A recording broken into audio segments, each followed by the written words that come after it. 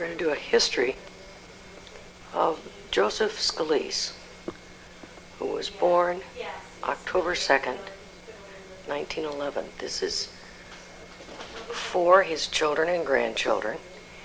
And his half-brother, Penner, or Splendora, is here visiting us to let us know something about Grandpa and the life they led and a little bit of the family history. This picture we have here, Penner brought us, is of Dad as a young man, probably taken in 1934, 35. Possibly, yeah. That would have made him 25 years old, 24 years old. He was a very handsome young man. And he was the oldest of a rather large family. His mother died when he was in 1921, which would have made him 10 years old. She died of tuberculosis. And this was after the younger brother George was born. And George was the youngest of what, 4 children? But anyway, here's Uncle Penner Scalise. This is Grandpa's brother. And hi, Uncle Penner. You just go ahead and start talking. When were you born, and how are you related to? Well, I was born in 1924, September 17th. That's right. Mm-hmm. Yeah. My mother married his father in 1923. Thanks, I will. July 14th Mm-hmm. in 1923. I'm sorry? Oh. Okay. And my mother married a man with 6 children. 6?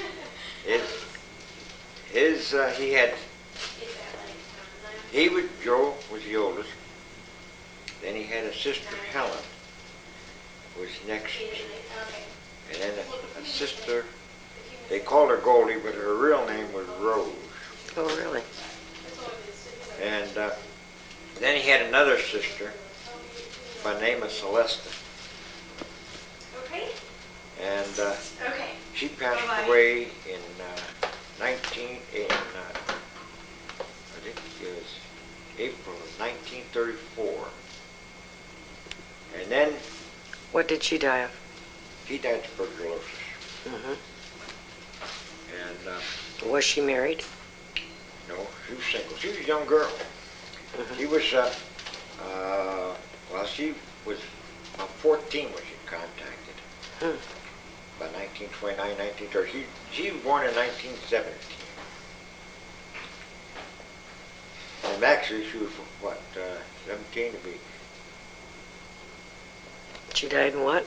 And 34? She was 17. 17 years old. She was a young girl. And and then he had his brother George, which was the last one. He was born in August of 1921. And then in October of 1921, his mother died.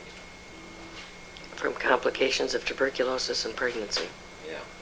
Mm-hmm. That's what they say, tuberculosis. And they also, I've heard, I don't know how true it is, I've heard it's pneumonia too. Well, Dad said one time it was consumption.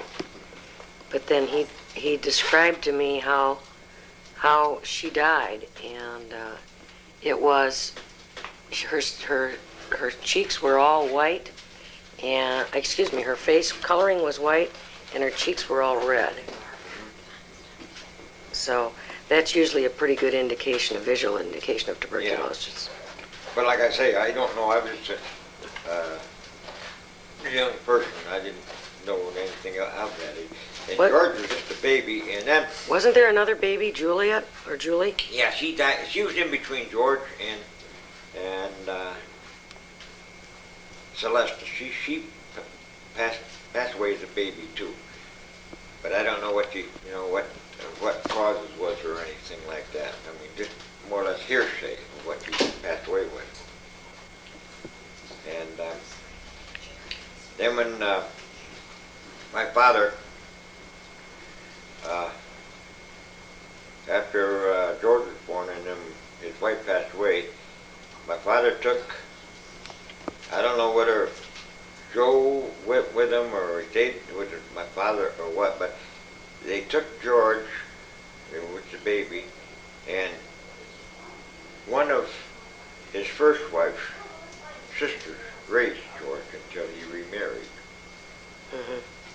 That was up in Bradford? No, that was in Salamanca, New York. Salamanca, okay. Salamanca, New York. What was that aunt's name? Her name was Annie Mangello. Mangello, okay. In fact, when my father got married, I mean, this is what I was told. I don't know. It probably was true. It's probably the truth. But they says that when my father got remarried and took George away from Annie, she didn't want that. She wanted to keep him, but my father didn't either. He wanted to keep George too, so they raised him with the rest of the family.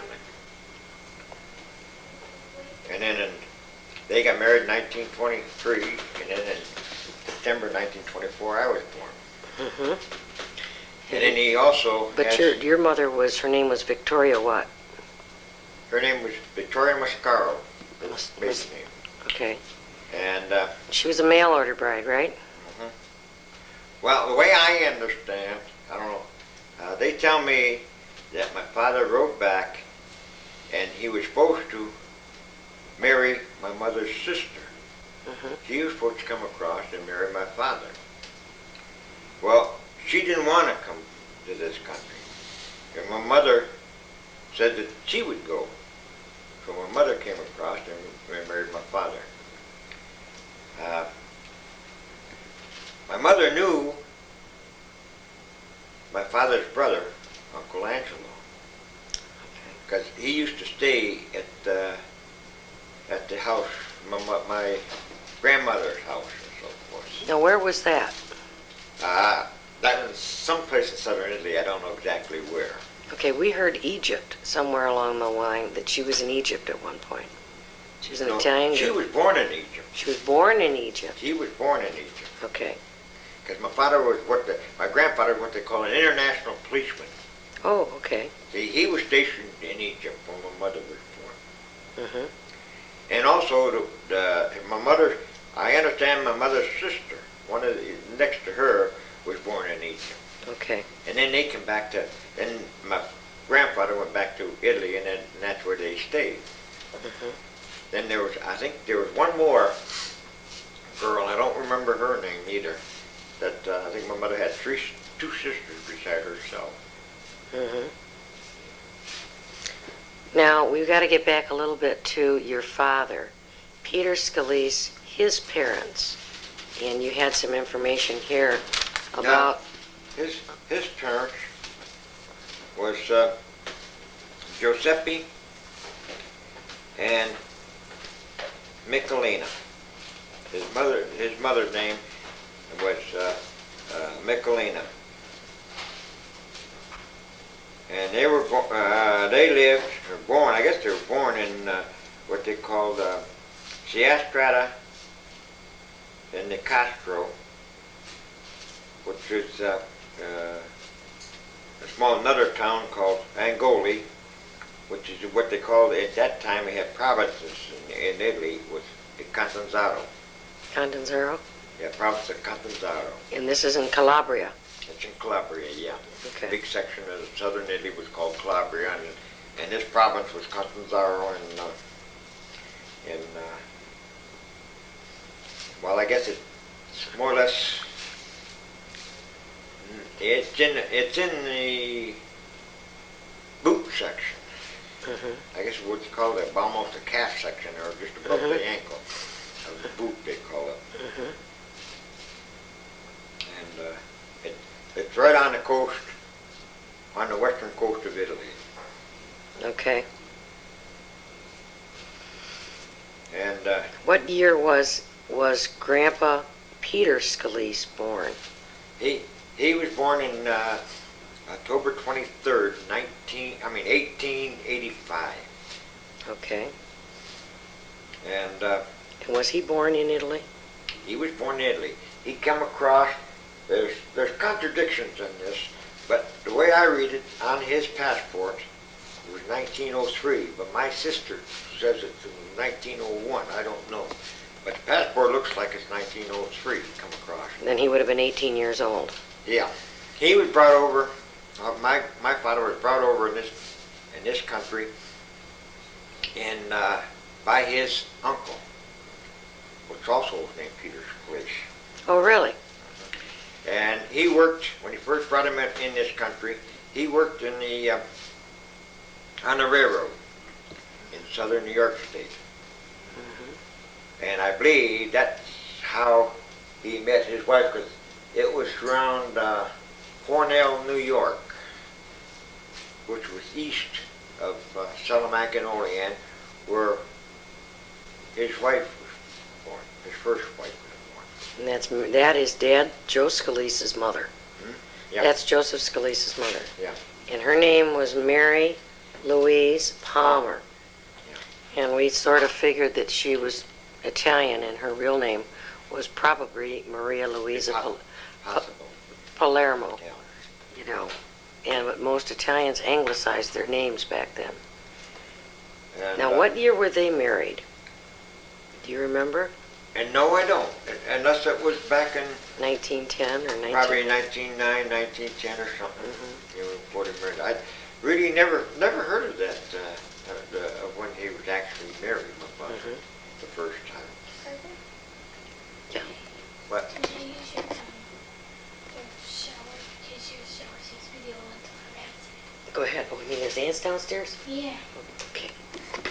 I was talking to my sister Julie about when my father came to this country. Like I say, I might have something someplace which might be where my father, what year he got married the first time, I don't know.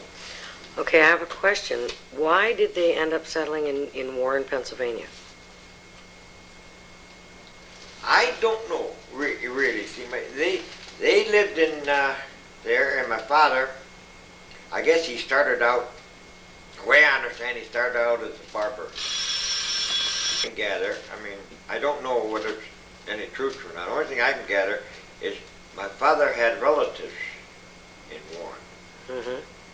And it's a possibility he might went down there and probably was looking for a job or something and probably stayed there. Now, where did your father work? He was working, the time he married my mother, he was working at the Warren Furniture Factory. He was a foreman at the Warren Furniture Factory in Warren, Pennsylvania. Well, he held that job for quite a while. Oh yeah. He had that job until roughly 1939, when the Warren Furniture Factory went bankrupt. They closed it. And he was out of a job.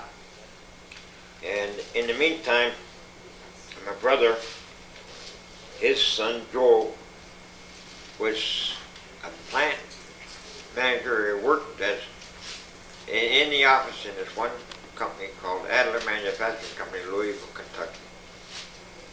And he brought my father down and gave him a job, the same type of job he had in the Warren Manufacturing Company as a foreman in this plant called the Adler Manufacturing Company, which was owned at that time by Sir Roebuck. What did they make? They made cabinets for radios, and they made card tables, wooden card tables, and different things. I imagine that's the only two that I knew they made, but they might have made other things. And Well, you know, we heard some stories about Grandpa when he was a young man in high school. He and Bruno Pace and Grandpa Peter Scalise used to shovel the coal cars, yeah, to empty the coal cars so that they could stoke the furnaces for the furniture company. And Dad was in high school at the time. He was a pretty strong young man. yeah, he was, because he was an outstanding athlete in Warren High School. He was one of the many, now I mean a few, I should say, that got 11 letters in high school. For all the the sports. What sports? He played. What did you ever watch him play sports? Did you ever see him play? Yeah, I seen him play when I was a kid. I used to sneak in, Okay. and So you didn't have to pay, right? Huh? So you didn't have to pay? no, 'cause, I mean I was little and I was a kid. And used to sneak in. You used to watch him play and sneak in the thing. I was 6 years. Well, I was 7 years old when he graduated. Okay. So what sports did you watch him play? Basketball? I knew he played basketball. No, he played. Yeah, he played basketball. I think it was. Yeah, Bruno told me that. Football, basketball, and baseball. Hmm. He played, and he was an outstanding player in every one of them. He was a center on the football team. Oh, really? Yeah, Dad was kind of small. he was a center. I know he was small for a center like that, Yeah. but he was great. As I say, I think what it was, he scored. He had. I don't remember what the other sport is where he got his letters, but he got 3 in football, 3 in basketball, and 3 in Baseball. in baseball. And he might have been track. I don't know, but I know he had 11 letters in high school. He's one of the few that had that many letters in high school. You told him something when you were little, what you wanted from him, in regards to those letters. Oh. You were sick, were you? Huh? Was that when you were sick? Yeah. When I had scarlet fever, you mean? Yeah. When I had scarlet fever, my brother, he, in order to kind of cheer me up after I broke the fever, he flew a kite for me. And I can remember that he was on the side of the hill running and flying a kite for me when I was about 7 years old. And he was a terrific man. He always took care of you. Hmm? He always took care of He it. took care of us. He took care of me and my brother and his stepmother. Well, one time I remember we didn't have too much back in the 30s after the Depression. Coming out of the Depression, we didn't have too much. My brother was working along with my father in this foreign furniture factory. He graduated high school and he started working with my father. He had an opportunity to go into banking business, but my father talked to him and told him he'd never make anything in the banking business, that he'd be better off to join him in the furniture factory. So he did, and he got to be a very influential man in the, I guess you call it the manufacturing business. Mm-hmm. He went in the Adler, and then during the war, he joined Brunswick Corporation. And that's where he stayed the rest of his career until he retired at 65. There is a point in here too, and he retired in October of 1976 down in St. Louis from the Sherwood Medical Industries, which was a subsidiary of Brunswick Corporation. And that was after his 65th birthday. One thing that has to be noted that a lot of his children didn't know and his grandchildren didn't know was that he was a very intelligent man. And he graduated from high school and he had a scholarship that was both athletic and academic. But it was during the Depression, so they couldn't afford to give him the full boat or the full scholarship. They could only afford to give him half the money that it would take for him to go to school.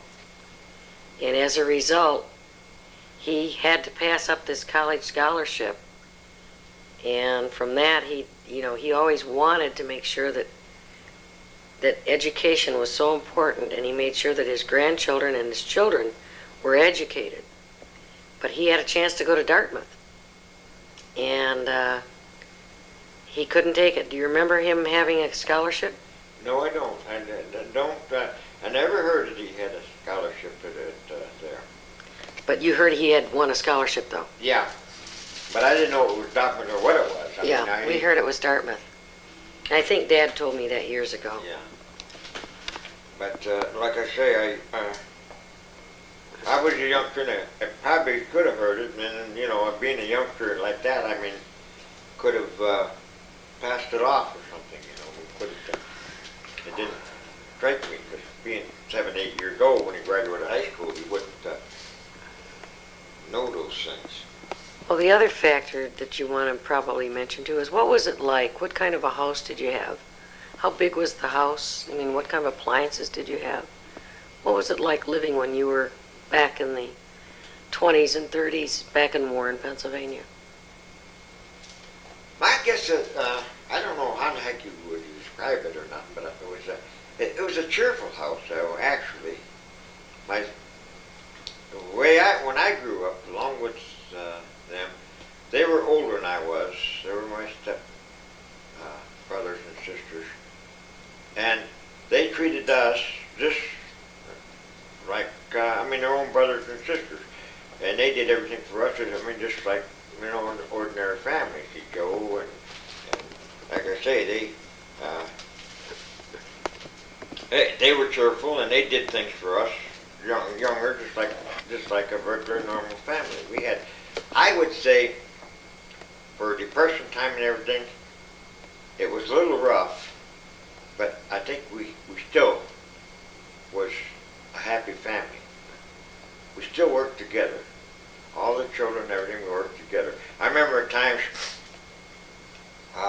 my sisters used to work in a grocery store called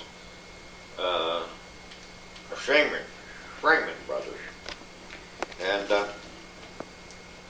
in this grocery store, like during evenings, when we was growing up, my brother George and I, we'd have to go down certain, like on Saturday nights, and walk my sisters home. My father would make a point that we had to walk our sisters home, more or less as protection. And how old were you at this time? He made sure that all the children were protected. Mm-hmm. And I think, I guess you would call it as, our family was a very protective family. We worked together and we protected each other. And I would say, the way I grew up, I thought that I had a happy life. No different than anybody else. It was not abnormal. It was a normal life we had. Like Brother Joe, they used to, as years went by, got older, we had a car, he used to take us out in the car, riding and things like that.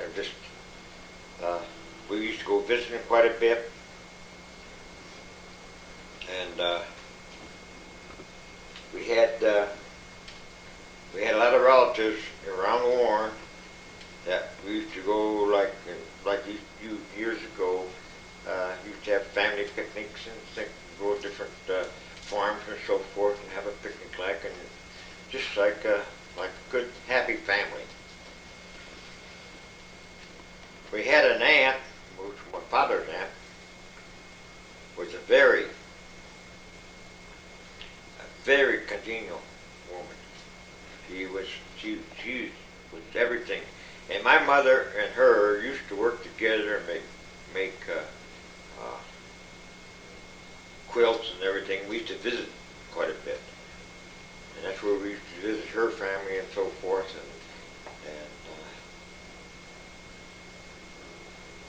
And we just, I don't know, I guess we just grew up more or less a happy family. Mm-hmm. What kind of appliances did you have around the house? Did you have a gas stove or a wood-burning stove or to cook on? And Did you have We had, electric? as long as I can, what I can remember, we had a gas stove. That I really didn't take too notice. I mean, being, a youngster, I didn't really notice the inside of the kitchen, my mother's kitchen. But as far as I know is that we had, the only thing I remember is our ice boxes. When they had the transition from ice boxes to what they call coolerators, which my brother Joe bought from my mother one year, and into refrigerators. And that was back in about 33, 34. When we first, I think it was in 34, or maybe 35 when we first got our refrigerator. Did Grandpa Peter Scalise have a car? Well, years ago, when I was real small, he had a car, but he didn't have it long. He had a Model T. Mm-hmm. Then later on, like I say, in around 1934, 35, I don't know whether it was my brother's car or my father's car. We had a touring car. It was a Nash. But my brother was driving. Brother Joe used to drive it. So I don't know whether he bought it or my father bought it or they bought it together or what. I don't recall. But we didn't have it too long. And I can't remember whether Joe had a car or not when he got married. Which he probably did have. I don't believe he that. did. I don't believe they did. I don't think he ever said that, huh? No, I think we heard that they had $250 in a broom when they got married. He probably was. I mean, he was. So I don't know whether that. But I know as I say, because one year, I think it was in 35, we had his. Well, I don't know whether it was his grandfather or his grandmother died in New York State, and we went over there and we visited him in that car. We attended the funeral over there, and it was just youngsters.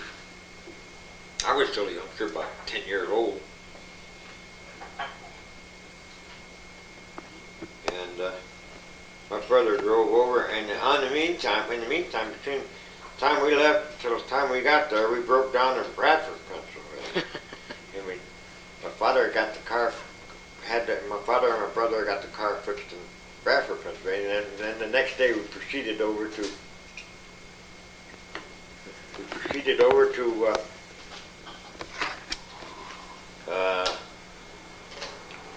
I forget what the name of the small town was.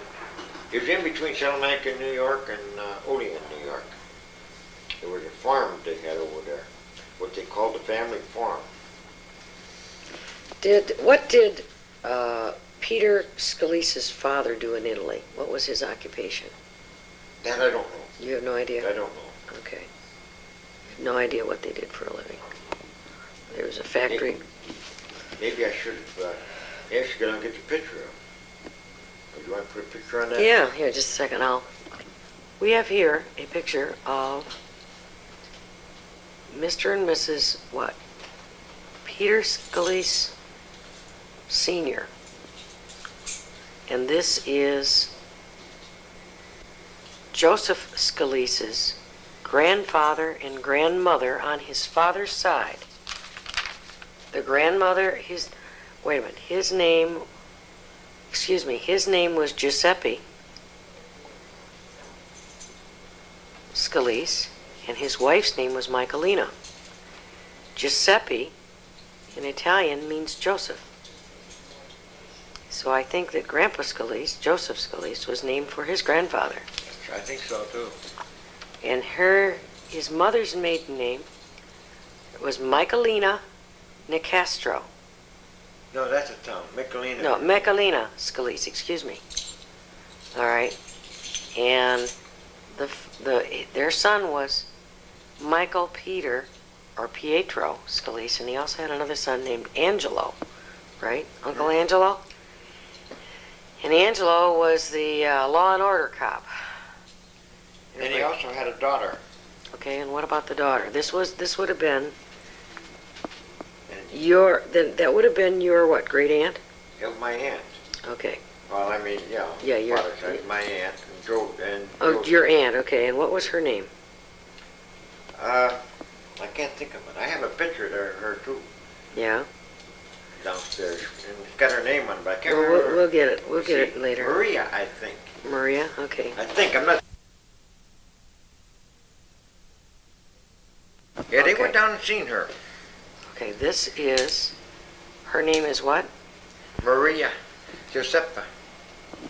Maria Giuseppa, and that was Maria Giuseppa Scalise. That's right. And she was the one that lived. No, you know what? That was Mary Palmer's sister. No, that's my father's sister. It was in Italy? Yeah, she's a Scalise. Okay. Sister Maria. See, she Okay. sent a picture to how I got it. I think my Uncle Angelo gave it to me. It's my Uncle Angelo. It was her brother, see, which is my father's brother, sister. Okay, Uncle Angelo was a policeman, right? Mm-hmm. And where was he a policeman? He was a policeman, well, he was a constable of Forest Hills, California, Mm-hmm. which was a substation of Auburn Sheriff's Office. And I think the name of the county up there. Sonoma? Placer County. Placer County? Mm-hmm. Okay, you know where that is. That's near where the gold rush was. Yes, that's right. In fact, it was across the river from where the gold was, Kelowna, and up in the mountains on the American River. Sutter's Creek or what? Sutter's Creek in Kelowna. Was Sutter's Creek in Kelowna. So that was Uncle or Grandpa Peter Scalise's only brother. A living brother, yeah. They had another one, but he drowned in New Jersey. Mm-hmm. And like I say, my father would never want us kids to learn how to get in the water or swim near the water. He just kept swimming there because always the fear of one of us might drown, just like his brother did. You know, it's funny. They should have learned to swim so that they didn't drown. Anyway, so let's get back to what your life was like as a young man. What was your house like? How many bedrooms did it have? How many kids slept in each bedroom? We had, in the later years, the earlier years, I don't remember too much. We used to have pretty good sized homes. Mm-hmm. The one on Russell Street, we had up to 4 bedrooms, mostly. Mm-hmm. Big living room, kitchen, dining room. We used to have basements in it. Mm-hmm. The houses we lived in had a basement. The one we lived in, and on Beatty Street, the last house we lived in, before we moved to Louisville, Kentucky, and had a big kitchen, a dining room, and a living room, and a downstairs bedroom where mother and father stayed, which was the master bedroom. And then the upstairs we had one big bedroom where the girls slept. There was 4 girls, and we had 2 beds in that bedroom, 2 regular-sized beds, and it was the size of the living room. It covered the living room, and it was a big bedroom. Then we had another smaller bedroom, which my brother Joe stayed in, and then we had a little bigger bedroom in the back that was more or less alongside, and in between we had a stairway went to the attic where my brother George and I slept. So you were in the attic or in the little bedroom? In the bedroom. The two of us in the bedroom. We had a bedroom, the two of us together, my brother George and I. And then when my brother Joe graduated, brother George took over the little small bedroom that my brother Joe had. So we each had a separate bedroom after that. My brother George, he was kind of glad to get away from me when we were small, and he was glad that my brother Joe got married, that he had a bedroom of his own. Well, you were talking about Dad's Joe Scalise and Mary Russo Scalise. On their wedding day, you can remember a grandparent or a great-grandparent? Well, her dancing. her grandfather. Her grandfather. Yeah, her grandfather and my great aunt doing the tarantella together, and it really amazed a lot of people. I mean, they really, I guess, people really enjoyed them the way they danced the tarantella as their age. I mean, they were in their pretty close to 80s, in their 80s when they. 70s, yeah. Yeah. They were in their 80s, late 70s and early 80s. Yeah. And the people were amazed the way they could. They even surprised a lot of guests. And that is more or less on a flat near the railroad track. We live near the railroad tracks on Oak Street, near the river. Do you have any idea how much it cost to rent a home back then? No, I don't. I don't recall what it really cost. I didn't think it cost too much at all when we lived in them, but I don't recall what they were. Now, you had said that Grandpa Peter Scalise didn't have a car, so obviously he walked to work, right? I think so, or else he might have got rides from other employees there too, you know, other workers or so forth. He probably got rides from them. I don't know. I don't recall because I was little then. And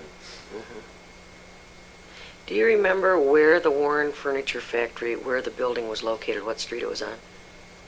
Yeah, well, I got a pretty good idea, but I can't remember the streets where it was at. At one time, there's a place that they used to be. I mean, where it's off of Pennsylvania Avenue towards the town, and a small, I guess you call it town or suburb, whatever you call it. It's a glade. I mean It's on the west side, isn't it? it's on the east. Oh, side. east side. Okay. It's on the east side, going towards Keene or Bradford, whatever you went. It was on Route 6, Okay. and it's sitting more like in a valley, because the street Pennsylvania Avenue was high, and the first factory was sitting down. There used to be a big refinery years ago in this little valley, and it burned down. It burned for about 3 days. It blew up the refining company, and off to the street going east, that's where the furniture factory sat. And that factory sat there until time. Well, in fact, it was still sitting there a good years afterwards. But it was vacant. It was just a vacant building. It was there until 1939 when it went bankrupt. Okay. Now, you had mentioned that you went to the Catholic grade school, and we have a picture here of Dad. You want to bring that up? Of him in 8th grade. Let's see if we got a picture. Oops, there we go. And here's a picture of Joseph Scalise, taken in 1926, and he was in 8th grade at the time, which made him 14 going on 15, and that was at the St. Joseph grade school? They go to the Catholic grade school. And did all the children go to the Catholic grade school? I don't recall whether they did or not. All I knew that he did. But whether the rest of them went to the grade school or not, I don't know. I know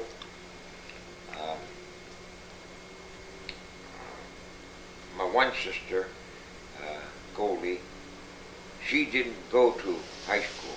Helen graduated high school a year after Brother Joe, but Goldie did not graduate high school. She went to work. And was there a reason for that? Was it the Depression? Well, we were, hard up, and I guess she didn't want to go to school or something. I don't recall, but she went to work and she helped my father support us, the rest of the family, by going to school and by working. And she started out working in a grocery store. Now, in the family, we have some. We have a picture here of when your mother married Peter Scalise. You want to bring that up? Sure. And it shows right after they were married, and it shows from the left we have Dad, or Joe Scalise, and then right next to him is Helen. Yeah. And there's your mother, Victoria. And there's George, who was about 2 years old at the time. And there's Peter, the father. And the girl next to him is Rose, or Goldie. Yeah. And then the one on the right is Celestine? Celeste. Celesta? Yeah, that's what they call her, Celeste. Okay, now, with the children, Joe Scalise married Mary Russo. And they had 3 children. David, born in 1940, Jim, born in 1942, and then Cindy was born in 1946, I believe. And she was born November 9th. Jim was born June 30th. David was born August 4th, 1940. Helen had married. When did Helen get married, and who did she marry, and what's her family? Helen married Don. Helen married Don. Yeah. And they had 2 children? They had 2 children. One was Kathleen. The oldest was the girl, Kathleen. She was born in I don't know exact date. I mean I know the year, but I don't recall offhand the exact day that she was born. It was 1945. It was the same year that President Roosevelt passed away. I think that was 45. 1945. Because that's how they remember their birthday. I mean, even I remember the year is the year that he passed away. Because Helen had Kathy, and then she had Joseph. I don't really recall. I think he was born in 40. I don't know whether it's either 47 or 48. I don't recall when Joseph was born. And Helen's husband's name was? Who's that? Don? Donald. Donald. Donald Abrams. And what did Don do for a living? Well, before they got married, he was a baker. Then he worked for the city. He was not a good baker. And then when they got married, he was working for the city at the time. And then he worked for his brother-in-law in a wholesale distributing business, which he distributed beer. Okay, and that brother-in-law was? Was Goldie's husband, Rose, Goldie's husband, and his name was Dominic Marasco. And he had a business in Bradford, PA. He had met Goldie because he did business with Schraman's beer distributor in Warren, where Goldie worked. And he had met Goldie there, and then later on they were born together, and then they finally got married. And at the time, the rest of the family was living in Warren. And that's, not Warren, but I mean Louisville, Kentucky. We were living in Louisville, Kentucky. And that's when Goldie met. And Helen was still living at home in Louisville, Kentucky. And then after Goldie and Dyke got married, she went to Bradford, and that's where she met Don, and she married Don Abrams. And then we said it that Celestine, What's that? Celesta, excuse me, died. She died in 1934. I think it was in April of 1934 she passed away. The actual date I can't remember. Then the youngest was George, The youngest was George. and George married a gal by the name of Dorothy. Uh-huh. And you said you went to that wedding. What's that? You went to that wedding? No.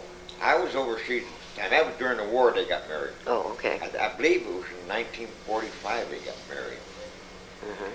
And I was overseas over in Italy fighting the war when George got married. And Dorothy's maiden name, do you recall? Her maiden name was Dittmeyer. Dittmeyer? Uh-huh. And she was from where? She was from Louisville, Kentucky. But she got married in Wisconsin. Yeah. George was in the service at the time, Madison, Wisconsin. Oh, okay. See, he was in the service, and they got married up there in Madison, Wisconsin. And Dorothy and George, or Dot, had how many children? They had 7 children. She had lost one. She would have had 8, but she had lost one. And Dorothy is no longer, she is deceased. She died in what year? I think it was, what, 72, 73? What, when she passed away? Yes. When Dorothy passed away? Mm-hmm. No, it was in 77. Oh, was it? Okay. And Because I was living in Nevada, in California in 77, and I went over to Nevada to go to work, and I started working in Nevada, and I was living in a trailer. I rented. I was going to bring my family over there, and in the meantime, and if I'm not mistaken, I think it was March, that I don't know what day or anything, but I talking to my wife on the phone, and she told me my daughter from Bradford, which I have a daughter in Bradford and a daughter in Rochester, New York, and she had called my home in California and told my wife that Dot had been killed in Omaha, Nebraska. She, along with her granddaughter, went into a skid on an icy bridge in Omaha, Nebraska, went through the guardrail of the bridge, and landed on the railroad tracks in Omaha, Nebraska. And both of them were killed, I understand it, within.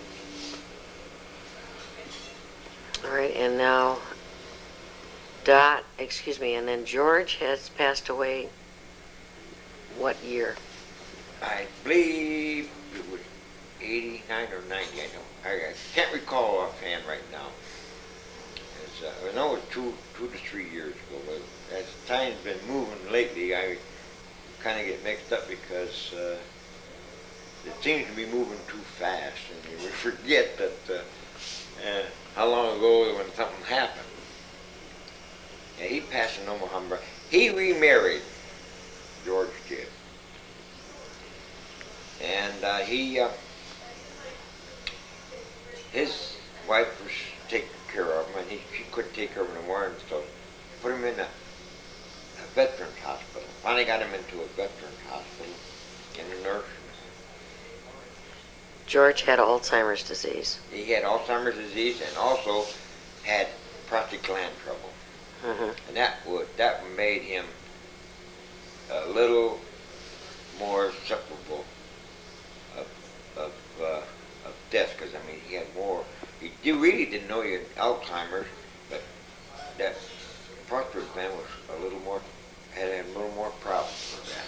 Mm-hmm. Well, we are doing this because Joe Scalise, the oldest son, who is David and James and Cindy's father, is currently in a nursing home in Phoenix, Arizona with Alzheimer's disease, and is unable to recall for the family his family history.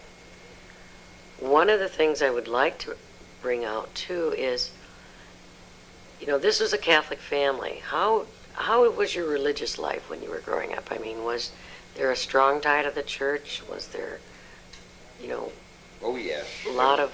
It was very strong with the church. And weekly, communion, weekly mass? Uh-huh. What were the things that you did as a child because you were Catholic? What do you what do you mean because I was a Catholic? Well, I used to go to the churches. Yeah, I went to church and I went to communion, and I took my first order of communion. I had my confirmation, and we used to go to the church quite often for different doings. We could walk that far. I mean, we had to walk. Everything we did, we had to walk. And then in those days, we were growing up my father did not believe in bicycles. He never gave us a bicycle. Never let us have a bicycle. The only time that any one of us had a bicycle was when George was in high school, and he worked during the summer at the furniture factory along with my father and Joe, and he was the only one that had a bicycle. That's how he got to work, on a bicycle. Well, getting back to the religion, how religious was Joe Scalise? What's your perception of him? Well, I imagine going to grade school and all. I don't know. As I say, he's a lot older than I am, about 13 years older than I am, and I'm younger. And as we were growing up, he's a lot older. So I really never got to got to know. How his religious life or any other part of his life was going. Because I was more interested in. I was a typical boy, and I was more interested in my own life growing up. Mm-hmm. Being a typical boy, and being a roughneck and everything else. It was just me and against the world, I guess you call it. And I wasn't, more any involved in the rest of the family. They were growing up. I was involved in myself. Well, one of the other things that you had said that, that Joe had acted almost like because of the large family, you couldn't afford a lot of extras. No. And he was the one that would make up for those things. He was. He made up for a lot of those things among us boys. My brother and I, and the rest of the family, including my mother. He bought her different things and did different things for her. And like in Christmas time, where we didn't get much, my father couldn't afford much for us. Joe would give us that little extra that would perk us up and make us happy, something else that we could have. And those times, if you got one gift, that was it. You had to be happy with that because you had nothing else because that's all they could afford. I remember one year I asked for a sled, and that's all I got. It was around, I guess at that time that when I got that sled, it was about $2.75, $3, and that's all I got for Christmas. But you were happy as a clam. I was happy at the time. I was happy because I just got that one item. Now, you had said that Joe had gotten movies for you kids, bought a movie camera. Yeah, movie camera, movies. It went back when the time of Mickey Mouse days and everything with Mickey Mouse. Got pictures for Mickey Mouse, Betty Boop, and Felix the Cat. That was for George and I both. That was between the two of us. We had them. He couldn't afford different things. The only thing that he afforded one year, I don't know at that time how much it cost, but he afforded YMCA membership for me and my brother George.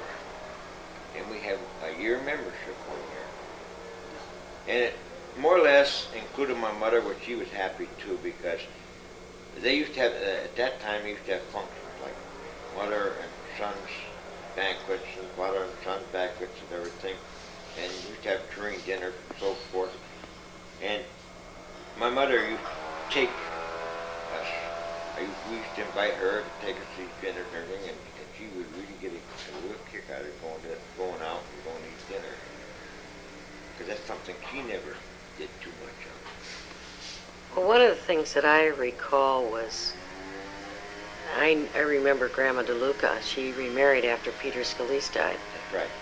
And when I had met her with Grandpa, meaning Joe Scalise, there was a genuine affection there between he and his stepmother. You could see it. And we were talking last night about the time that Joe was asked to speak at the Warren High School as one of the successful graduates of the high school. You want to tell us what happened at that time? Well, I happened to be in Warren, Pennsylvania, and I happened to hear about this, and there was a gentleman was graduating. I knew part of the family, and he was graduating, and I got in contact with him. He got me a couple of tickets, and at that time we were living in Brantford, Pennsylvania. So I got a couple of tickets to attend this commencement, and we went. I got my mother, and I took her down to see my brother, and she was very elated that she was able to see him speak and everything. And I guess he was too. We met him afterward, and he really talked to my mother and I, and he really appreciated us being there. In fact, he didn't know we were going to be there. So I guess we surprised him, and I can say she was very elated, and she really enjoyed herself there. Now, you were a young man when Joseph Scalise married Mary Russo. Do you recall their wedding? Of course, we mentioned about her grandfather dancing the tarantella with your aunt. Well, my great aunt. Your great aunt. And but do you remember the wedding, and how many people were there? I remember some pieces of the wedding. I mean, I remember approximately where it was held, and what the building looked like, and some of the people being there, but names, I don't remember a lot of other names there. But I can picture in my mind different people where they were sitting and how the wedding was progressing. But that's about all I can remember. But what stands out is that tarantella was my great aunt, and I guess you call him that. Little Grandpa? Huh? Little Grandpa Scalise? Little Grandpa Scalise would dance, and they were dancing tarantella, and everybody enjoyed the dance of the tarantella between the two. They were both in their 80s, and that's why everybody made a remark about the way they were dancing and everything, how agile they were. And my aunt was sort of a heavy woman, and Grandpa Scalise was a small man, and it was quite a contrast watching the two of them dance like that, especially a big woman and a small person. I mean, how the big woman was so agile to keep up with a smaller person. Well, that stuck in your mind, right? Mm-hmm. One of the things, as you progress along, if you could mention the children. Now, we already know that Joe Scalise had 3 children, 2 boys and a girl. And from that, David has married Barbara Banner Scalise, and they have 3 daughters, which I'm Barb. And those daughters, 2 are married, and 1 is still a senior at Notre Dame. And I'll interject, Terry is married to a young man by the name of Richard Field, and they live in Wixom, Michigan. And they have a baby, Amanda, who is 2 years old, and another baby due in November. Gina, and Terry's a computer programmer.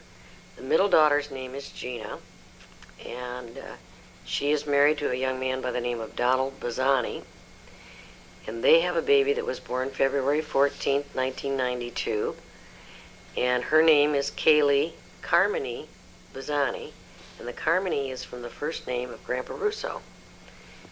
And she is a nurse delivering babies in North Ottawa General Hospital in Grand Haven. Angela is a senior at the University of Notre Dame, and she's going to be leaving in the next few days back to the campus. And she's majoring in marketing at this point with an art background as well as a business background, and she'll probably graduate in 1994. Then we have the next one, of course, was Helen and Don Abrams. Their daughter Kathy is married. How many children does Kathy have? I think she had 7. And what's her, do you know what her last name is? Her last name is Hannah. Hannah, that's right. H-A-N-N-A. Hannah. And her? His name was Ron Hannah. Mm-hmm. And doesn't he work for a mining company? No. He has his own business, plus he is self-employed. I don't know what you would really call him, but he's more or less deals in, I guess you'd call it, well, it's not actually real estate, but it's like real estate. He has researches and he tries to invest in old mines and buys up the, I guess you call it the Mineral rights? mineral rights or so forth, and resells them to bigger companies or somebody that'll buy them. And he does things like that. They did own a business with his brother-in-law, Kathy's brother. Joey? We called it an abrasive business. Okay. What they did, they used to buy the tailings from copper. What it is actually, tailings from the copper, and they'd really make it real fine, and then they'd use it in like a powder, and then they would use it in these guns and shoot it against buildings to clean the buildings off the stone and everything. That would clean the buildings and clean all the dirt and stuff off of your stone buildings and everything. Like sandblasting. Hmm? Sandblasting. Yeah, sandblasting, that's right. I was trying to think of that. I couldn't think of it offhand. Now, Joey, that's Joe, right? Mm-hmm. And now is Joe married? Yes. And he has 3 children. Mm-hmm. He's married to a woman by the name of, I can't think of her name offhand right now neither. It's everything getting to be a blank now. But they do have 3 children. They have 3 children. Okay, now the next one in line, of course, is Goldie. And how many children did she have? Goldie has 2 children. Goldie Marasco. Yeah, Goldie Marasco has 2 children. Her oldest child is Mary. I think she was born about this time of year in 44. I'm 45, same year that Kathy was born. Kathy was born before her. Kathy was born in, I guess it was in April or something like that. About the time that President Roosevelt passed away. Because my sister Helen, she was telling us, she recalls when she woke up after Kathy was born, that she heard on the radio of President Roosevelt passing away. And then in the following August, the same year, that's when Mary Marasco was born. Okay, now then the next one is Jimmy, right? That's right. And Jimmy was born in 47. Mm-hmm. And he was born on April 22nd. That's the only one I can really remember the actual date, because his birthday is on the same day as my second wife's son-in-law. Okay. So that's how I can remember that April the 22nd, 1947. Okay, now Jimmy has children? Yes. He doesn't have children of his own, but he has adopted two girls. His oldest girl is Katie. They call her Katie. And his youngest girl is called, her name is Rosie. Imagine, That's after Goldie. I think it is, after Goldie's name. Now, Goldie and Dyke, Goldie passed away, and then Dyke, or Dominic, then married your ex-wife. That's right. And she was Jerry. What was her maiden Yeah, her name? name was Geraldine. Geraldine They what? called her Gary. Her maiden name was DeSantis before she married me, and then was Scalise, and then is Marasco. She married Dyke, Dominic Marasco. His nickname was Dyke, and everybody knew him as Dyke. And he married her, and his last name was Marasco. Now, you and Jerry had two daughters. Yes. My oldest daughter was Diane. She was born on March the 15th. At that time, it was 1948. At that time, it was before they changed it. It was the deadline for income tax. Okay. You remember it, right? That's how I can remember that birthday. I'll never forget that birthday. Now, And what then- does Diane do? Huh? What does Diane do? Diane works in Kodak. And I forget what actual work she does at Kodak in Rochester, New York. She's been there about 12, 13 years. And her husband is named Shane Gardner. And at the present time, he used to work at Kodak, but at the present time, he has a small pizza shop outside of where they live, or outside of Rochester, in what they call a small town of Avon, New York. And they have 3 children. The oldest boy is called. The oldest boy is Daryl, and I'm trying to think now when he was born. And I don't really recall the date that he was born. And then the youngest, the middle one, is a girl called Jill Marie, and then the baby is called Pam Michelle. Now, what is Diane's husband's full name? His name is Shane Gardner. Gardner, okay. And they live outside of Rochester in Avon, New York? Well, that's where his business is, but it's outside of Rochester. The town that he lives in, live outside of, is Caledonia, New York. And the road that they live on is past. They're buying this home, and it's past Caledonia, but the road is called Avon Caledonia Road. Okay.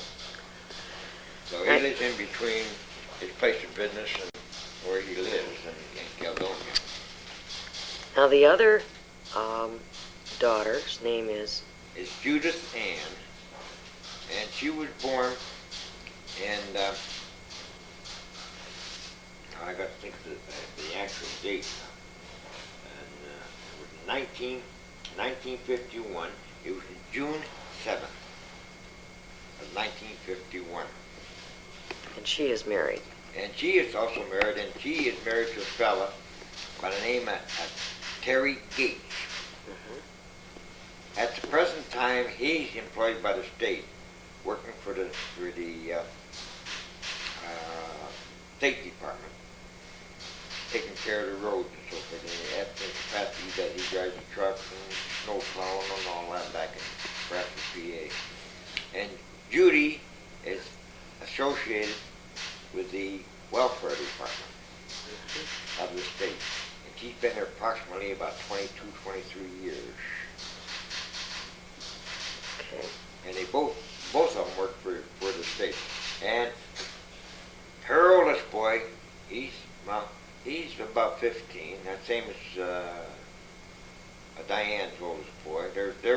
same age. And they were actually born the same year. But, I recall now the birthday.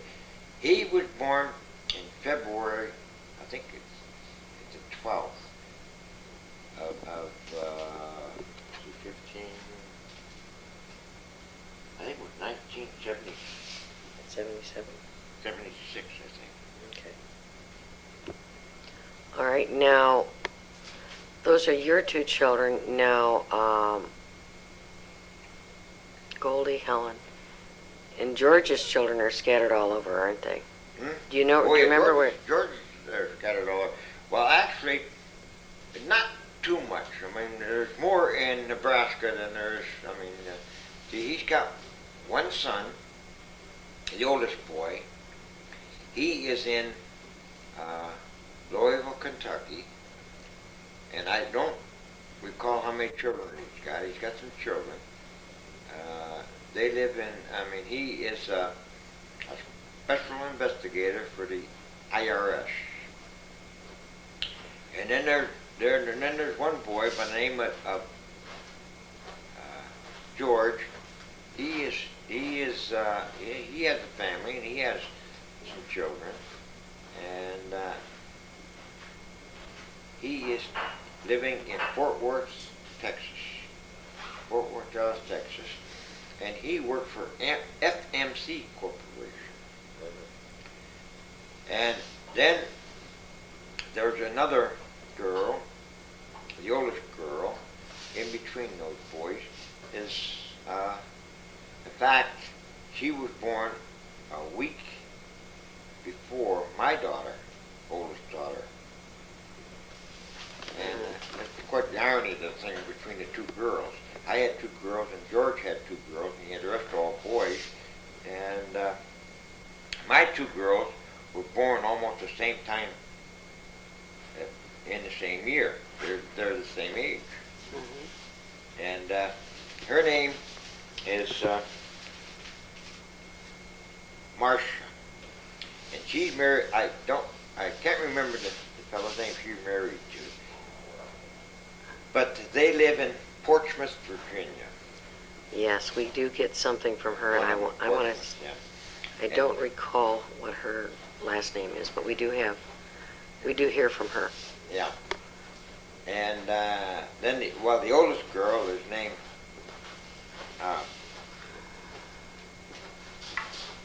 Patty.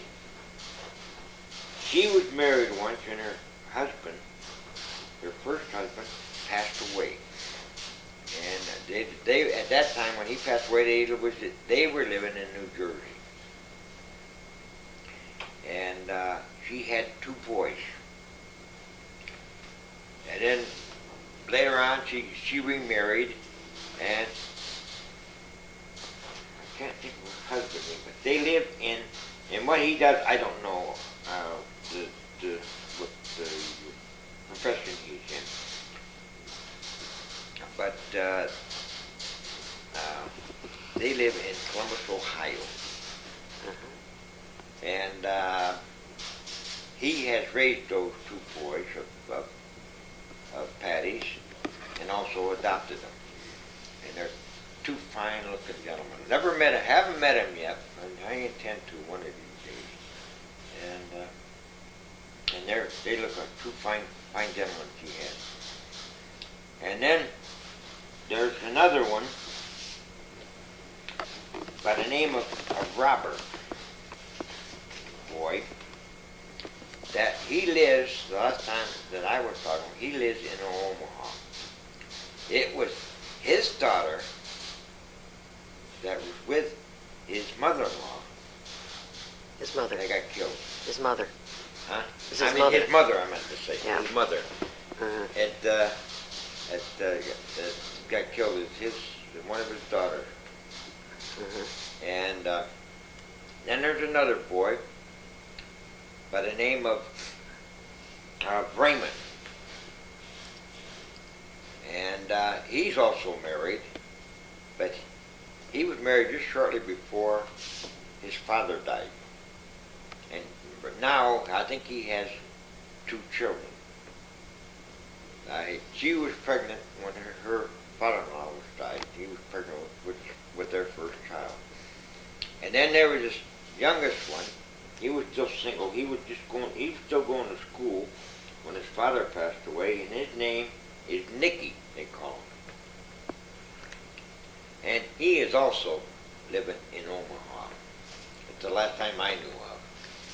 Well, we remember when David and I got married 30 years ago, the family sent out the message to George's family that David was getting married, and I believe it was either Raymond or Robert remembered David very well because George and Dot used to come over to Virginia and visit and spend some time at the house, and David recalled, having all the shoes lined up and the clothes laid out so everybody could go to church. It had to be very well organized with that larger brood. And one of the children said they couldn't believe that David was getting married. And the comment came back to us that, he's getting married? He used to be such a nice guy. I believe the child was about 12 at the time, so he'd be 42 right now, but it was pretty cute. And but we do remember Dot and George. Theirs was a marriage they were extremely happy, and Dot enjoyed to dance and have fun. She was a fun person to be around. You recall her? Who's Dorothy? Dorothy. Oh yeah, I recall Dorothy very much. In fact, I was going to school, and she has a sister the same age as I am, and I was going with another girl, and right down the street from where they used to live, and I had met her, and I had more or less, I guess you'd call it, introduced him, my brother George, to Dorothy, because I knew Dorothy before he did. Mm-hmm. At that time, he was going with another girl, and I introduced Dorothy, started going with Dorothy, and then the war came on, and both of us left, and went away in the service, and the next thing, I was overseas, and George, he was more or less more in this country than overseas. The farthest he got was he was on patrol out of Key West, Florida, into Cuba. They were patrolling Cuba at that time during the war. And he was in the Navy. No, he was in the Air Force. Oh, in the Air Force. United States, at that time it was called the United States Air Force. That's before they consolidated, made it into the U.S. Army Air Force. That's what it was called. Mm-hmm. That was before they made it into the United States Air Force. Okay. And he had been stationed about 4 or 5 places in the United States. But when he finally wound up in Madison, Wisconsin, in I believe it was 1945, that's when he married Dorothy in Madison, Wisconsin, at an air base there. I forget what the air base was named then. Well, I remember Dorothy, and now you are currently living in Phoenix. Who all is living down in Phoenix now that it's immediate family? Well, I have my right in Phoenix. I have my 2 sisters. We have the same mother. Mary Larson. Which is Mary Larson. She is next to me. She's 2 years younger than I am. She was born in August the 13th, 1926. And then I have my sister Julie there, which she is younger than us. She was born in February 25th, 1931. And they have children. What's Julie's last name? Hmm? Julie's last name. Her married name? Mm-hmm. Her married name was Julie Thompson. And is she still Her married? husband passed away in 1953. 52. I think it's either 52 or 53. 52. What was that? How did he die? He passed away, can't recall. He had a heart attack, and he had that, what do you call it, heart disease, that, Congestive heart failure? yeah, I imagine but that anagram or whatever they call it, what is it that the name of that heart disease you have? Angina? Huh? Angina? Angina? Oh, yeah, something like that. I mean, it starts with I guess an A or whatever. It's Angina or angina? I don't know what Pectoris? What it is. Yeah. It's angina pectoris. Yeah. Yeah. But that's what he had. And he passed away there in I believe it was 82. Now, Mary is divorced, is that correct? Yeah, she's been divorced for a good many years. Her name was, in fact, she had been married twice. She married this gentleman in 1946 by the name of Bill Baker.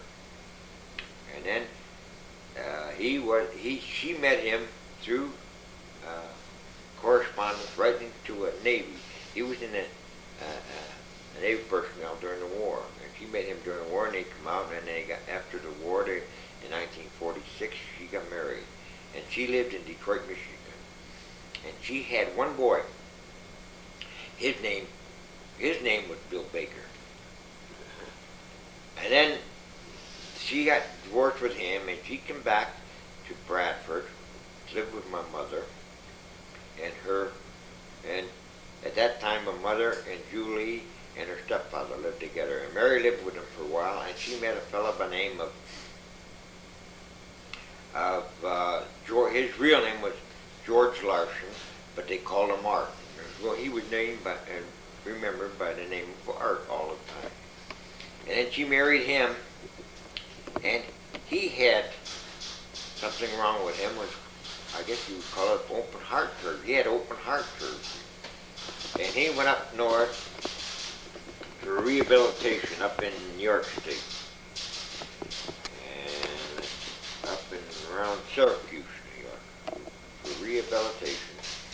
And then after my sister Helen and her family lived in Phoenix, Mary had two boys by the name from this George Larson, and one of them got real sick, and they mentioned about, the doctor told him that he needed a drier climate, so my sister Mary and George, they moved down to Phoenix, Arizona, along with where my sister was living. In the meantime, they got divorced, and she's been living ever since. He had passed away a few years ago. I don't recall what year that he passed away yet. Now, we haven't mentioned Julie's children. How many children did she have? Oh, Julie has, she has four. She had four. The oldest girl was named Julie Lynn. She is married to a fellow by the name of Willie, I can't think of his last name. Oh, Cleland. Willie Cleland. His name is spelled Cleland. And they have a home in Phoenix, North Phoenix. And they also have 3 children. They have 2 girls. The oldest girl is named Jessica. And the other one is named, I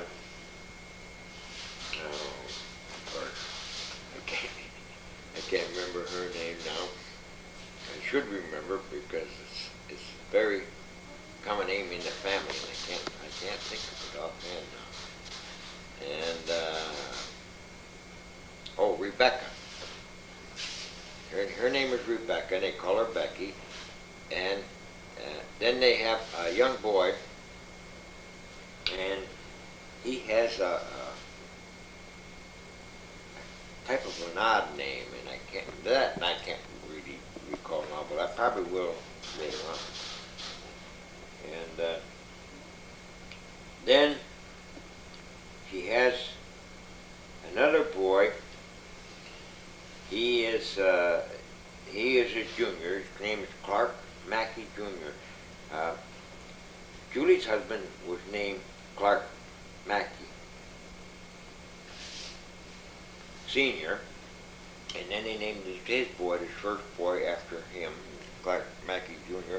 And he has, the last time I knew, was last year, I don't know whether he had any more children or not. I seen him last year, and he has one little boy. He's married and has one little boy, and I can't remember his wife's name. And they live in Clearfield, Pennsylvania. And I don't know what type of work he does.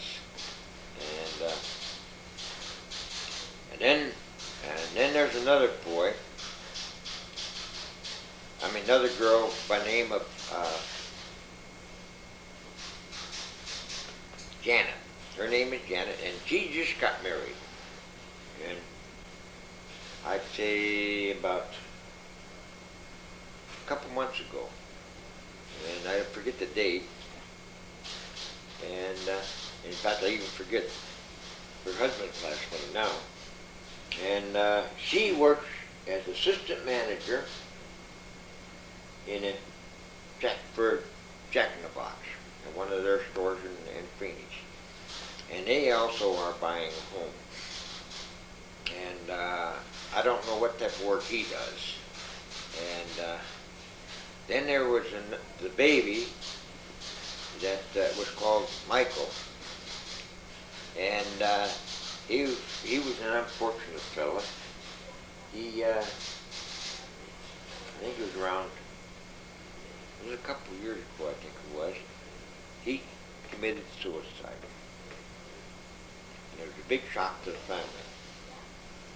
That what he did, nobody expected him to do something like that. But he was a nice, strapping kid, nice-looking kid, and he was a good kid. But things happen like that during the course of a person's lifetime.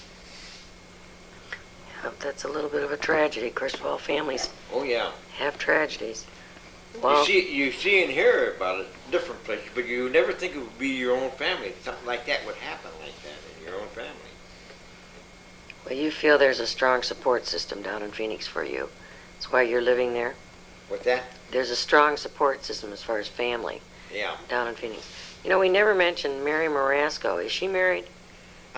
Yeah, oh yeah, sorry, we forgot about her. Yeah, And we slipped over her. she's the oldest one. Isn't that funny? Yeah, she had been married, and she had one boy. And she was married to a fellow by the name of Tommy Barch. And her son, her son is named, I can't think of his name now either. He is he's in his 20s, I can't even think that. And they are divorced. And she's been divorced for quite a few years. I think I don't know what year she came down to Phoenix, but about the time that she got divorced, and went down to Phoenix. And he followed her. And right now he has been remarried, but she hasn't remarried, but she has been going with a fellow that they're probably figuring on getting married again. He's figuring on getting married again. What does Mary do for an occupation? Who's that? Mary Marasco. What she does, she's I guess a secretary for some kind of a construction company. And I forget the name of the construction company that she works for. Well, also in Phoenix is Mother and Dad Scalise, and Cindy Scalise, who was married to Peter Kemp in 1968, is, I believe it's 68, Yeah. has two children, the oldest one being Erica, and the youngest is Derek Kemp, and they are divorced, and she has just in the last year remarried a man that she met when he was separating from his wife, and they have married now, and his name is Dennis Lofsted, and he is a general contractor, but he has his degree in engineering, and at one point he owned radio stores, or like appliance stores, and like sold televisions and stereo systems and things like that, from what I understand. And he sold those out, but he's been involved in construction, and he's a very, very personable young man, and they're living in Phoenix. And then Dave's brother, Jim, has 2 children, DJ and Jason. And DJ graduated from Loyola Marymount, and Jason apparently is going to school at University of California in San Diego, or we're not sure exactly. But Jim is an architect, and Diane is his wife. Her name was Diane Cummins. And then David is living in California, and he's senior vice president of Comerica Bank, which is the bank holding company that is buying banks out here in California, and it's his only employer that he's ever worked for, and he's worked for them for 28 years. I forgot to mention, and I am a state licensed real estate agent. And it's kind of tough in the California economy right now. We live in Anaheim Hills. I forgot to mention on my second daughter that her husband, Don, is a graphic artist, industrial designer, and he works for a company just outside of Muskegon, Michigan, and they design packages to ship automobile parts. And I truthfully he just got that job. He was freelancing for quite a few years, but didn't like the uncertainty. Now, I'm not sure exactly what the name of his company is, but I didn't want to neglect Don because he's a very fine son-in-law. And Rich, Terry's husband, works for a company called Leonard Archives, which is a moving company, and they're involved with, his work is involving data storage and destruction and recycling records. And he was written up last year in the Michigan Cattlemen Association because he was able to take all the old yellow pages that Ameritech didn't have use for, and they shredded that paper, truckloads of paper, and put them in bales, and then sold them to the farmers to use as bedding straw for the farms, the dairy farms in Michigan. And the reason why it was such a coup was that the paper holds more water, and it doesn't contaminate the soil with extra weeds, and it's not destructive to the animal if they eat it, because it's a vegetable dye in the ink. So that's what Rich is doing, and Terry works for Federal Mogul in the computer area. So basically that's the children. Now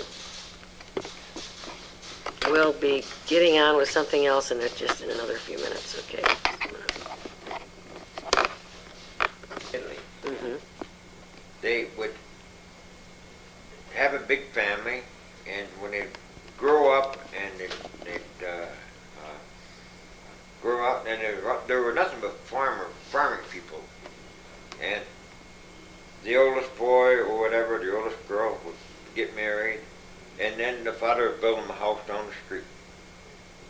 And they just go, and then as the family grew and got larger, and then it was just like a little community, and they named it the town, community town. That's what they So named. the town took the family name. Yeah. Okay. Well, I mean, it's actually a little community, but they said, well, this is where the Scalises live. This is Scalise town, or province, or whatever it is. It's Scalise. Just that's where that must have been. That one name that you said must have been, part of. They probably cut the name short or something. Okay, one of the things I wanted to show on this, this is the writing on the back of this picture. It says, Pa lo mio fratello, Angelo, which we understand to read, "To my brother Angelo, from your sister, Marie Giuseppa Scalise, October 4th, 1944. And this would be Peter and Angelo's sister, Maria Giuseppa. Now, this is the lady who is living in Argentina. Now, here we have a picture of her and her husband, and this is the couple that Mother and Dad Scalise, meaning Mary and Joe Scalise, went down to visit in Argentina. And when they showed the pictures of the children, the interesting thing was, through the interpreter, they saw that there was one child that looked identical to David. They could have been twins that this couple had. It looked just identical to David. It was rather interesting. And this couple lived in Argentina. One of the things that happened with immigration back in Italy, when immigration cut off the quotas, a lot of Italian people would migrate to Argentina, stay there for 2 years or so, become Argentine citizens, and then migrate to the United States through Argentina. There's a very large Italian community in Argentina because of that, because some never went beyond Argentina. They either married or had a good life there and decided not to leave. Now, you were talking about Mary Palmer. This was Joe Scalise's mother, Peter Scalise's first wife. And you had mentioned that there were other Palmer relatives. Want to say anything about that, Uncle Penner? Well, I don't know too much about them, but I know who they are, and I've been trying to. Over the period of years, they kind of got mixed up between the families. I mean, the one mother,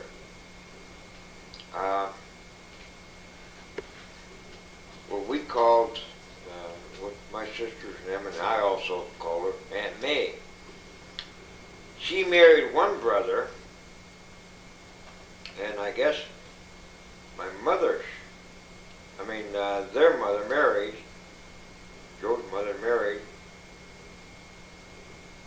sister. Married, it was Aunt May. She married one brother, and she married another brother. Mm-hmm. Mary Palmer's mother married another brother, Palmer. And the way that I understand and the way I've seen it is that Mary's mother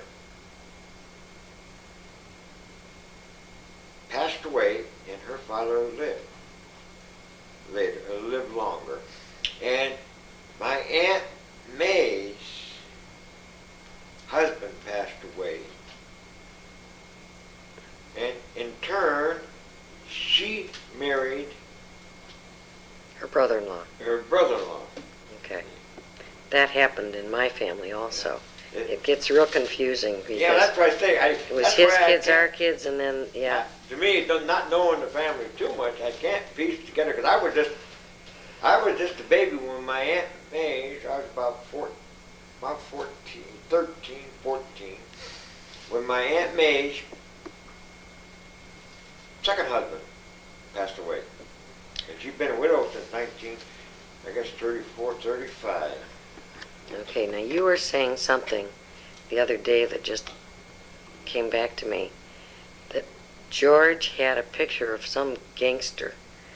Yeah, in George, high school. in a paper. And it's the same name, George's name was George Lewis Scalise. And this other fella was a gangster, was George L. Scalise. That's what I listed in the paper. And my brother used to carry it in his notebook when we went to high school. And he said, he used to tell the kids in high school that he was this gentleman's protege. Didn't you say also that there was farther back in the Palmer side of the family some Scalises also? No, in my mother's side of the family. In your mother's side? My mother's side of the family. Okay, I'm sorry. Yeah, it was in my mother's side of the family was a Scalise. See, my mother was a Scalise, Okay, and she married a Mascaro. okay. And my grandfather, Mascaro, fought in the unification. He fought with Victor Emmanuel in the unification of Italy. See, Italy is really actually a new country. Most people don't know that. Italy was unified through the country of Italy itself in 1875. See, that's when it was actually Italy. I mean, everything else used to be provinces at that time. And then when they fought to unify it in 1875, that's when it was became Italy. And my father was that, and then my grandfather was that way. He was with the army, and then he stayed as an international policeman. And he was international policeman stationed in Egypt when my mother was born. So that's where we got the fact that she was a mail order bride. She was Italian, a mail order bride that was from Egypt, but actually she was living in Italy, Yeah. but she was born in Egypt. Yeah. See, then they moved back to Italy in this same vicinity there. That the address we have on that one. On The picture my of father's side. Giuseppe and Michelina. Michelina. Scalise. we couldn't get over the how much Joseph Scalise, meaning Dad Scalise for us, looked like his grandmother Michelina. There's some very, very strong resemblance. One of the things also we have is a picture of, sorry about that, of Joe Scalise when he graduated from high school. There he is in his cap and gown and sitting in a wicker chair. The photography back then, of course, didn't have the depth ability, and if you look at the photograph closely, you'll see that his hands and feet appear quite large, and Dad's hands were not that disproportionate, nor were his feet. I believe he was only about a 9 shoe. I don't believe he was that big a shoe, but they were quite large because they were closer to the camera. But this was his graduation from high school picture. The other area that we wanted to discuss was, when you moved to Louisville, do you remember, when your family moved, you were in high school, right? Yeah. And it was because Joe got your father a job. Mm-hmm. He got to work for quite a few months. Then they got him a job down in Louisville, Kentucky, and he worked with Joe, with the same manufacturing company that Joe was working. You had said that when Joe was a young man, he worked for his father. And his father sort of made him an example. Yeah. It was tough on him. He sure did. What do you mean? What happened?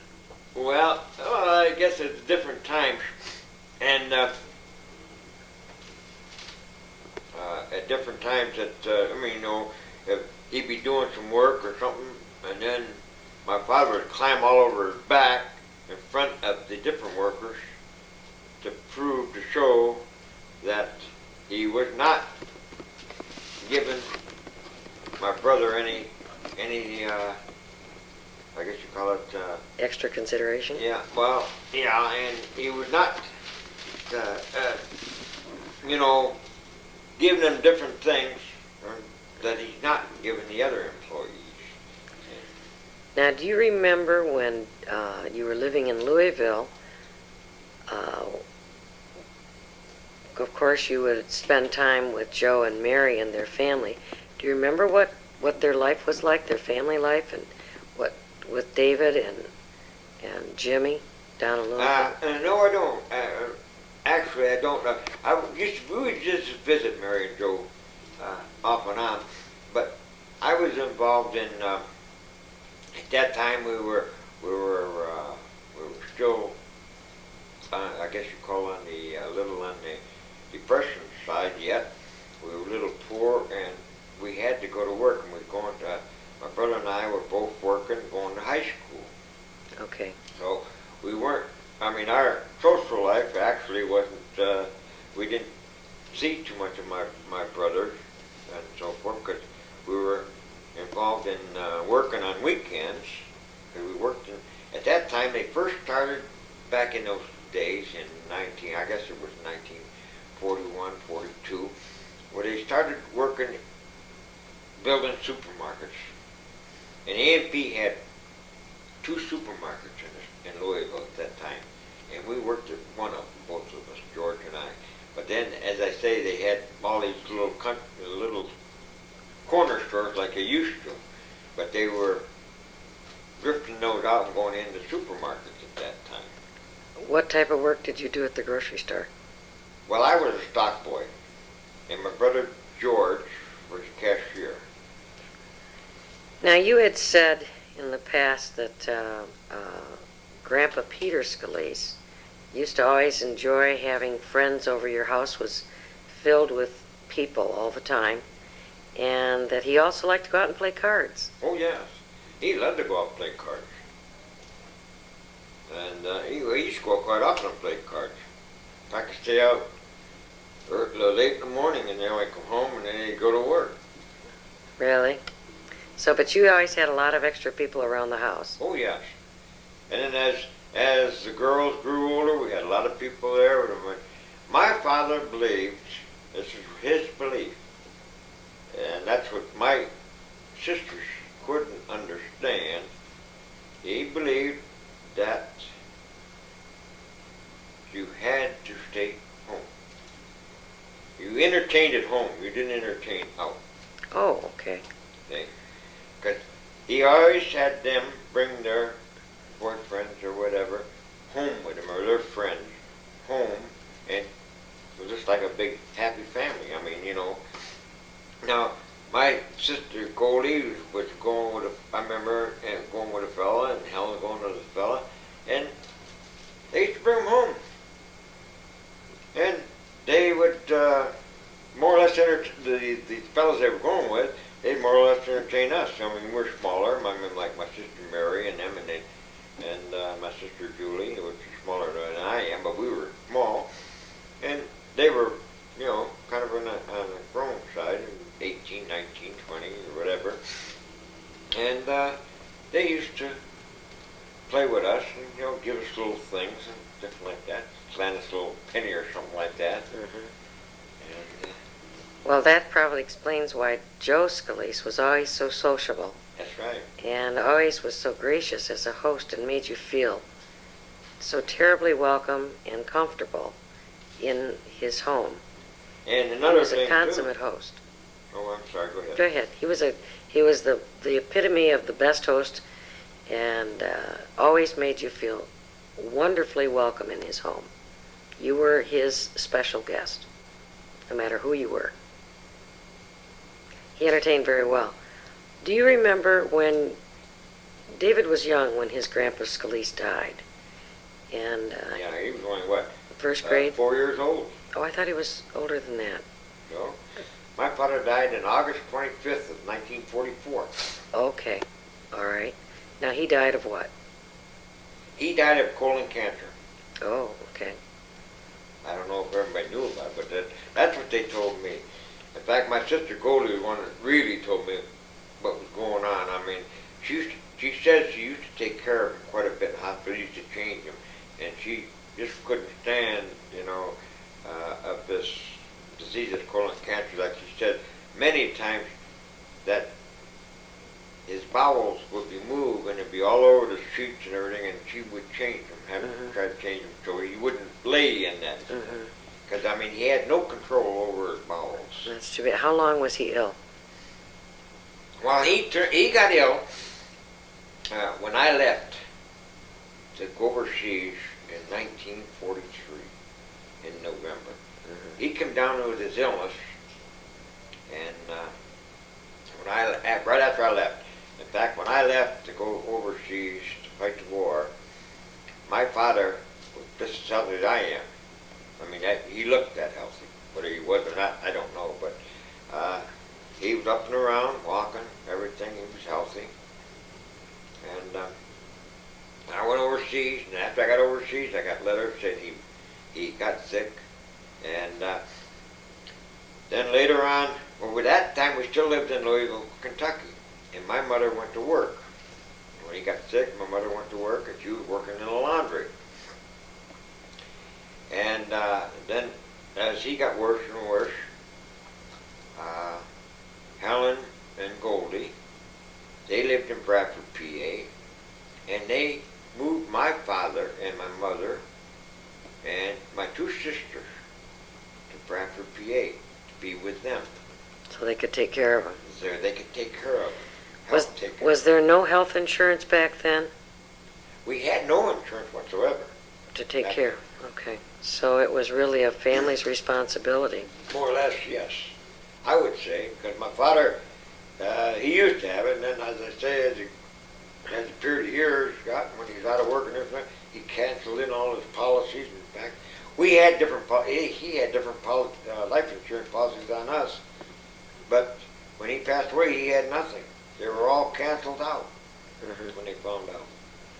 Well, the impression that we're getting about Uncle or Grandpa Peter Scalise is that he was a very dynamic head of the house. Oh yeah, he was a stern man. And, you did respect him. That's right. And then the impression I'm getting also about Joe Scalise, it was like he became the second father. And I've heard in Italian families that the oldest son is the second father in a very strong Italian family, and that's the role that Joe played with the rest of the family. Is that correct? Benner? Is that correct about Joe being the second father? Yeah. He took care of everyone? Oh yes. Even and when the way I understand and what I see of the different things,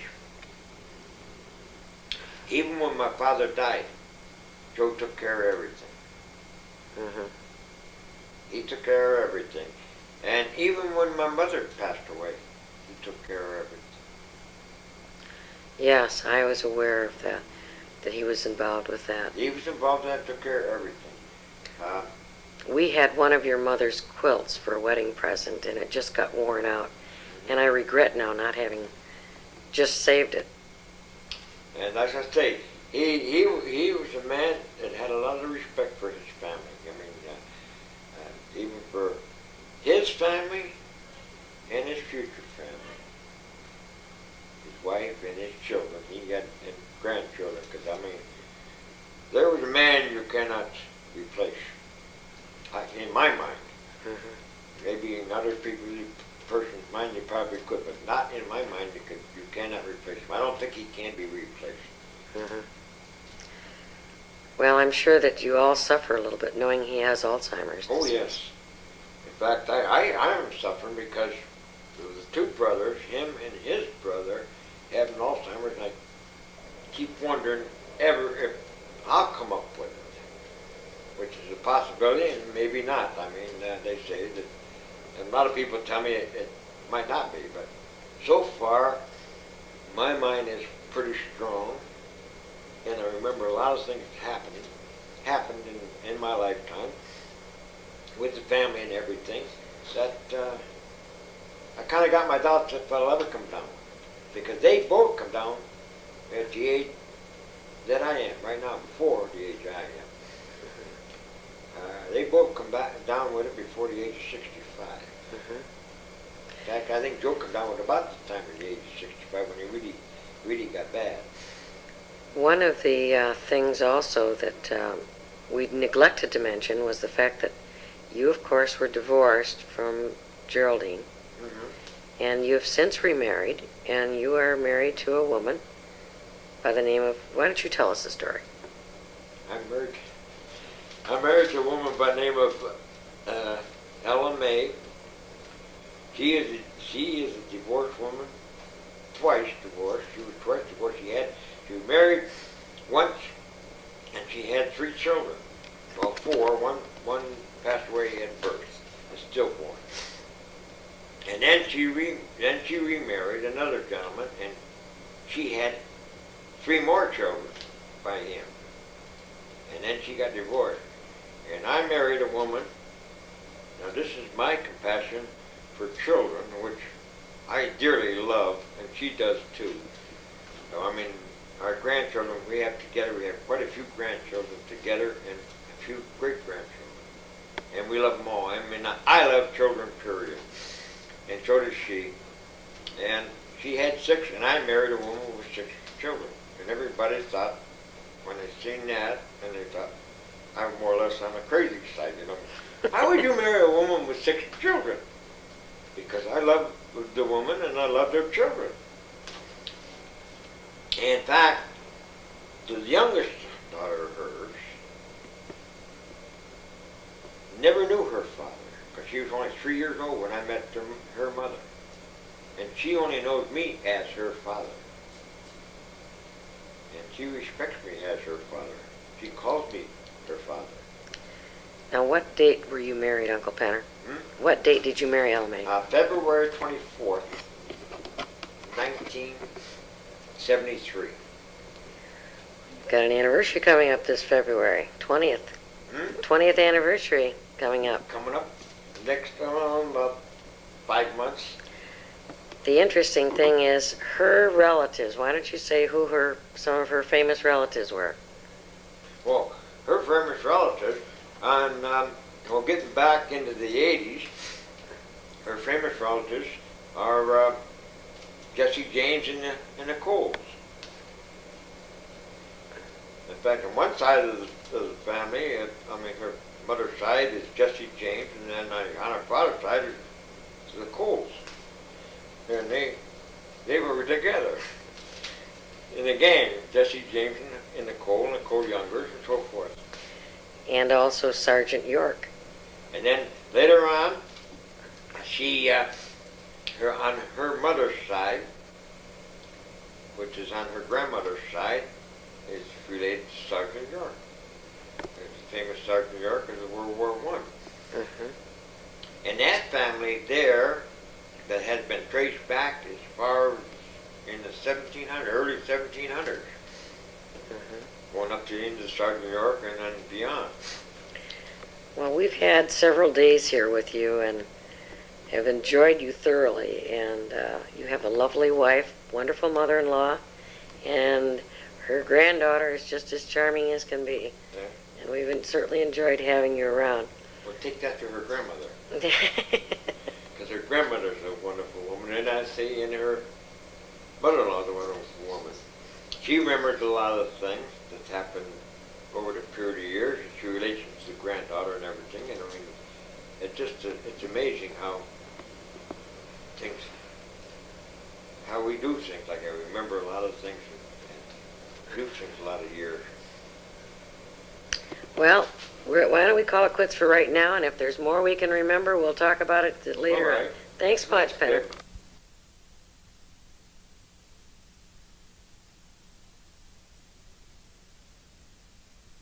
Telling me just a few minutes ago about what your dad said to you about your brother Joe. He used to say, education at that time didn't mean, when he was growing up, didn't mean too much. I mean, it meant something, but he'd say, take your brother for an example. High school education, and look where he's at. Hard work and experience. He says, that put him there. He says, you can also, if you don't get the education, you can also get there by experience and education. And hard work. So that's what more or less I live by, and I imagine my brother did too. And one of the other things you'd said earlier too was how your brother was so kind and good to everybody in the family, Right. and how he valued family. He valued family and everything, and I mean, he was a perfect man. He used to discuss, well, even with his other brother, they used to discuss business and things. I mean, on the way being the businessman, business side of the family, they used to work together and help each other how to advance themselves in that type of in that business world they were in. You know, one of the funny things you said about how it was rough on, how your father made it rough on Joe when he worked under him at the Warren Furniture Factory. When the tables were turned and your father was working for Dad, Dad didn't give him a hard time, did he? No, not that I know of. I doubt it, you know, because he's still using me as an example even at that time. See, when we were in high school, my father was working for Joe, and he's still using an example. That's where he'd really got it, because Joe had risen at that level. What he was at, it was pretty high level, and he was on his way up, and that's what my father was using. In fact, he was saying, look, your brother has people with education, college education, working for him. I remember Dad saying that. That's what he used to stress it all the time. He had people working for him. He says, you can do the same thing he is. You could have people with education working for you. The hard part, though, is I think Dad realized that he was unusual, unique in that, to have the success that he had. That's right. And he was on his way up, and that's what my father was using. In fact, he was saying, look, your brother has people with education, college education, working for him. I remember Dad saying that. That's what he used to stress it all the time. He had people working for him. He says, you can do the same thing he is. You could have people with education working for you. The hard part, though, is I think Dad realized that he was unusual, unique in that, to have the success that he had. That's right. And that's why he valued education so much. Yeah. Now, one of the things that, Dad was almost like the father of the family even after your father died. Mm-hmm. He was. He took care of everything. When my father died, my mother died, he took care of all the expenses and everything. He figured that that was his place for him. He's the oldest boy, and he figures at everything. But we, as I say, we all contribute to it. But he took the responsibility of all the funerals and everything. He just had, he set them all up and got them all. Everything was running smoothly. So in your family, Joe became the second father. Right. He did. He was like a father. Being the oldest son, he was like the father. And that was very traditional in the Italian families? I believe it was. I'm not sure. But usually, the oldest boy was more or less an Italian family. He took over for his father. His father left everything to him, and I imagine it would be traditional that that's where they had it, everything. In your situation, did you find that you would go to your brother for advice? Oh yes, all the time. I called him. Lots of times I've called him up on the phone and asked him for advice and things, and he's given it to me. He'd give me the sound advice. Either you could do this or you could do that. It's up to you. But he'd give you choices. That's right. But he'd point out what the results of your choices. What your choices would be. In your field, whatever field you want to follow and everything. It was to your benefactor to do those things. My impression of Dad was his kindness. Even though he had incredible success, there was a tremendous graciousness and kindness about him. There was. He was, like me, I never seen him too many times, but when I did see him, he was a perfect host. He just like a host. He was glad to see me, and he was really thrilled that I could make these different places that I was at. Well, I mean, I visited him like in his home or different other things that he functioned in where I could really see him. He made you feel comfortable. That's right. You said that when you were able to make it to Cindy's wedding down in St. Louis, he made sure that you were comfortable. He was. He did. He made me. As I say, he set me up in a hotel. He had everything comfortable for me, even in the house and everything. It was comfortable. And he didn't. I mean, I had a different profession than the rest of the people, but he made me feel comfortable around that. My profession was just as good as his profession. He never singled me out because you weren't because I wasn't a businessman. Okay. I think that's the graciousness that Dad had. Everybody was to be treated with respect. That's right. And that's what I always admired in him. I mean, I always the same. As I say, what I did, I accepted my trade, my business, what I was in, is I felt that I could live in, and it was different than his. I mean, my capability in that business was a little different than his, and he figured that I'd chosen what I felt I was comfortable in. Or what you were happy with. Mm-hmm. Well, that's the thing about Dad, is he never would make you feel that he was better than you. That's right. And that, I think, is a wonderfully gracious art, but that came down from his father too, don't you think? What's that? Don't you think that graciousness also came from his father, I Peter? believe it did. I mean, it seemed would be because, I mean, my father was almost the same way. He preached to you and not actually preach you, but he'd talk to you and he'd tell you the right from wrong. And I mean, that just passes on down to the same as Joe and everybody else. I mean, he tried to tell you and try to do things for you, and what's right from wrong, and how you could make a living in everything. Whether you need education or what. Well, I think in your case, you've said how happy you are being a truck driver. And that's all that matters if you're happy with your career. Oh, well, that's something else that I use on my children and my stepchildren and everything, is that if you're not, or even people that I work with, they complain and this and that. I said, if you're not happy with this job, I said, why are you in it? Get out.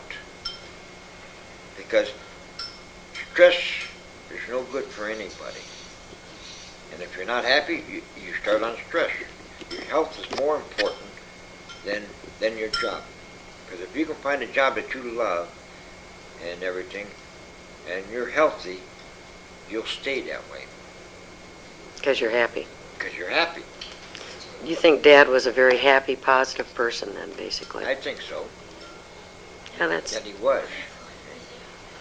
Because, I mean, he seemed to be happy in his job, and he was trying to show us an appreciation of the way he was doing things. Well, he was always very gracious to us and very wise. Very wise. Yeah, he was a man to admire and respect. I know David's whole goal in life was to be just like his father. And he admired him so much. He was actually, to my estimation, he was a man that you couldn't help admiring. Because, I mean, there are traits of him, I just can't explain how many traits that he had to make the man, to admire the man.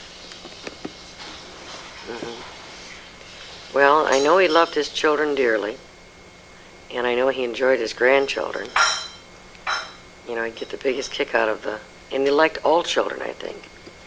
That's just the same way I am. I guess he passed that on to me. Well, that comes from the family, too. Yeah. My father, family, and whatever. Well, you were talking about the kite flying, and I remember one time he was in a sport coat and tie and good shoes, and he's out at our little house in Taylor, Michigan, and flying a kite with Terry and Gina, showing them how to fly a kite. Bought out the store for the string. They really enjoyed it. That was a good many years later. Yeah, The yeah. time it happened to me.